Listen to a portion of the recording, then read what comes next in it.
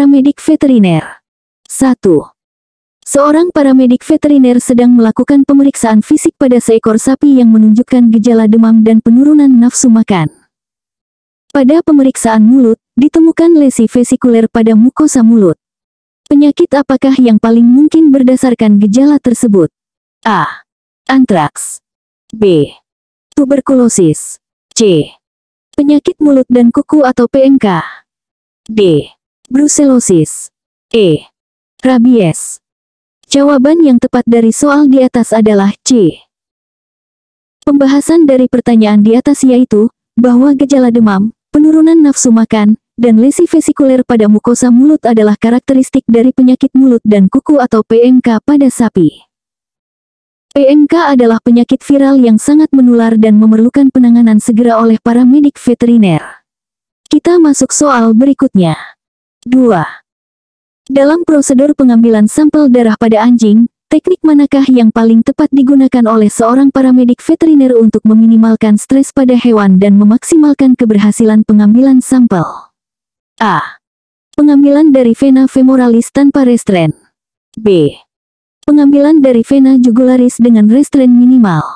C. Pengambilan dari vena cephalika dengan restrain yang tepat. D. Pengambilan dari arteri carotis tanpa sedasi. E. Pengambilan dari vena ekor dengan sedasi berat. Jawaban yang tepat dari soal di atas adalah C. Pembahasan dari pertanyaan di atas yaitu, bahwa pengambilan sampel darah dari vena cephalika atau vena kaki depan dengan restrain yang tepat adalah teknik standar untuk anjing. Metode ini meminimalkan stres, mudah diakses, dan aman bagi hewan dan petugas. Kita masuk soal berikutnya. 3. Seorang paramedik veteriner diminta untuk membantu dalam program vaksinasi massal pada unggas di sebuah peternakan. Vaksin berikut ini yang tidak diberikan melalui air minum adalah A. Vaksin Newcastle disease atau ND. B. Vaksin infectious bronchitis atau IB. C. Vaksin avian influenza atau AI. D. Vaksin infectious bursal disease atau Gumboro. E. Vaksin Marek's disease.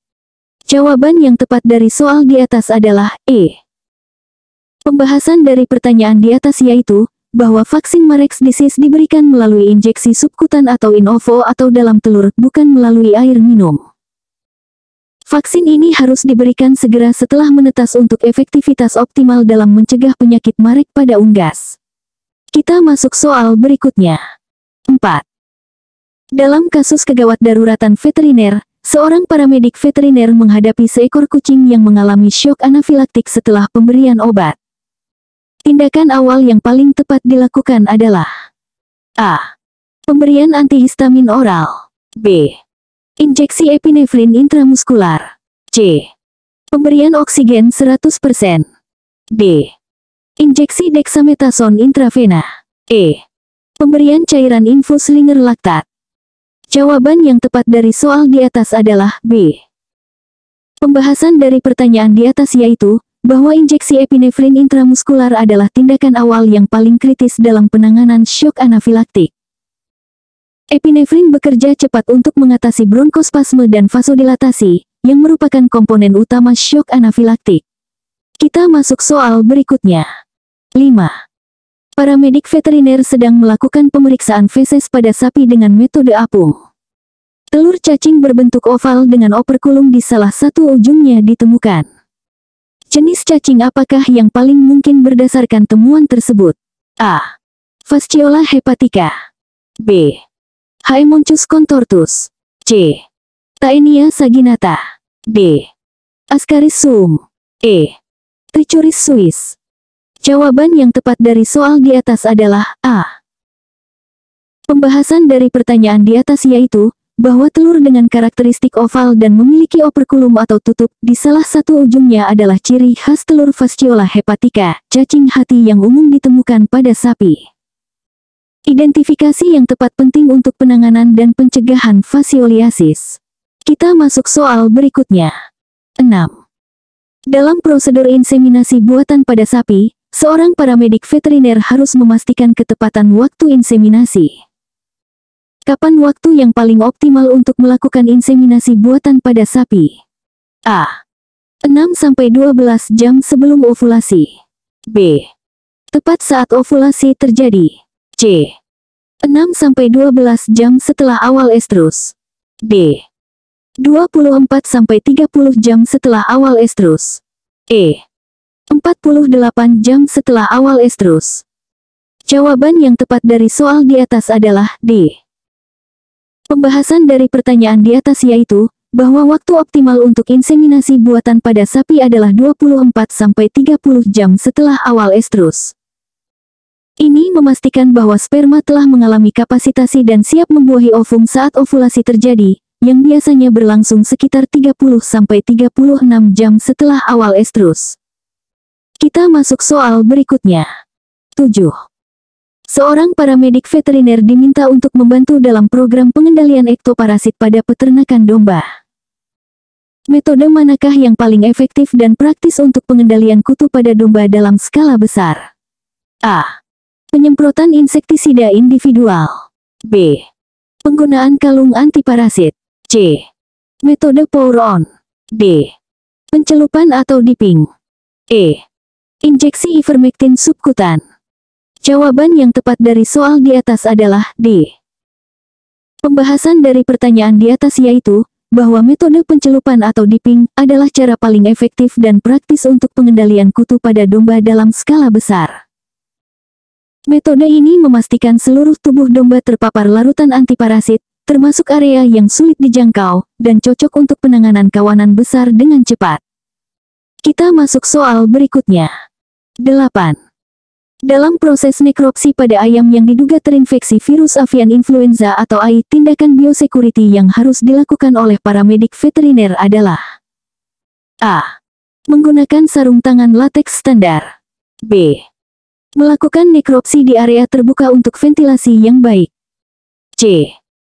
Menggunakan alat pelindung diri atau APD lengkap termasuk respirator N95. D. Membuang bangkai ayam ke tempat pembuangan sampah umum setelah nekropsi. E.